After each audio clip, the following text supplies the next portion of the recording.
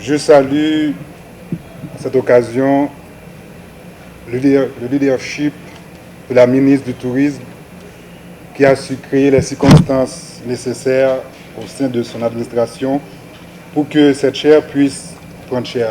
Nous venons d'entendre M. Piou. Cette chaire a été initiée depuis déjà 10 ans, 5 ans. Donc, l'administration de Mme François a su comprendre l'importance de la recherche dans le développement du tourisme. Je salue le dévouement et la diligence du recteur, en 3 mois bien sûr, qui ne n'hésite jamais sur ses efforts quand il s'agit de faire avancer les projets dans le sens du bien de l'UEH et de la communauté haïtienne tout entière.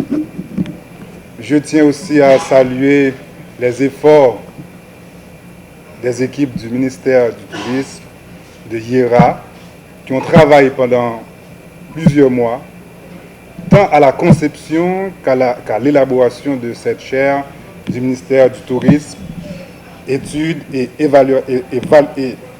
valorisation de nos patrimoines par l'intégration des communautés. Je salue également, je veux remercier plutôt tous ceux et celles qui ont accepté nos invitations et qui se disent prêts à nous accompagner dans cette aventure, tant comme partenaires et comme conseillers. Cette chaire vient à point nommé à un moment où l'université met un grand accent sur les savoirs locaux. Et la chaire, telle elle est formulée, il est question de promouvoir la communauté à travers leur savoir-faire, leur spécificité et leur manière d'ouverture aux autres. Nous savons que beaucoup de nos savoir-faire sont en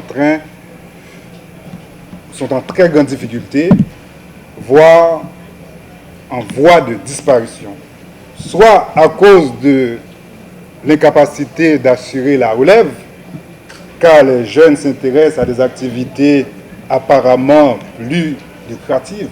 On sait ce que c'est le transport motorisé, les motos maintenant.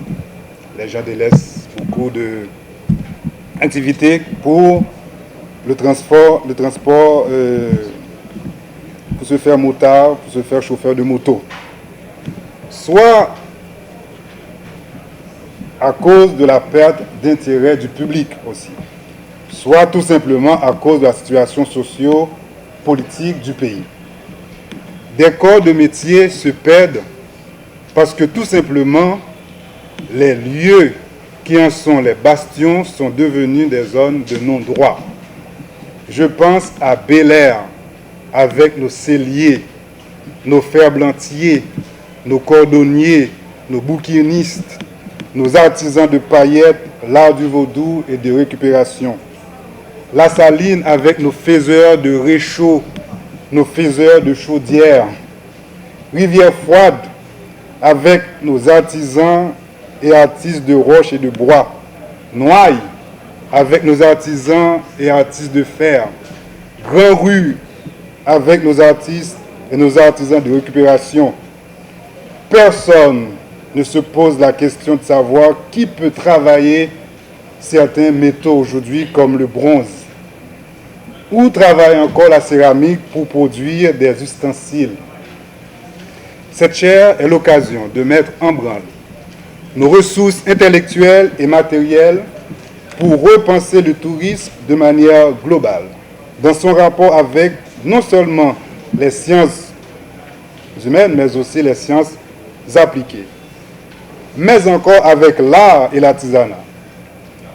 Ces derniers, c'est-à-dire l'art et l'artisanat, sont avec les archives, les patrimoines le plus souvent négligés, et pourtant, ils sont parmi les meilleurs vecteurs pour comprendre et toucher les communautés. J'espère, pour conclure, que l'UEH va pouvoir s'ouvrir davantage au champ professionnel en offrant des licences et des masters professionnels lui permettant ainsi de mieux répondre à sa vocation auprès des communautés.